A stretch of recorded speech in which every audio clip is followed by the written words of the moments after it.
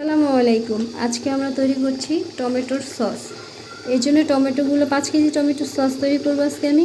5 KG tomato ভালোভাবে ধুয়ে ঝরিয়ে নিয়ে তারপরে কেটেছি। এগুলো কেটে এর মধ্যে দিয়ে দিয়েছি পেঁয়াজ, রসুন, তারপর আপনার তেজপাতা, দারুচিনি, সাথে দিয়েছি মরিচের গুঁড়া, হলুদের গুঁড়া এবং লবণ। এটা দিয়ে ভালো করে সিদ্ধ করে নিব। সেদ্ধ হয়ে গেলে পরে ব্লেন্ড করে ছেঁকে নিব। ছাকার পরে আমরা এটা একটা কড়াইতে বসিয়ে পানিগুলো শুকায় নেব। তারপরে আমাদের তৈরি হয়ে যাবে মজাদার টমেটোর সস। সাথে একটু চিনি দিতে হবে, বলতে ভুলে গেলাম।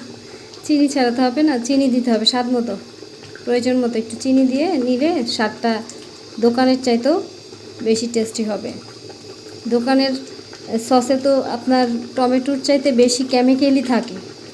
এই জন্য নিজে এখন টমেটোর দামটা কম আছে, এই জন্য যদি আপনারা বাসায় তৈরি করতে চান এভাবে তৈরি করতে পারেন। আসসালামু আলাইকুম।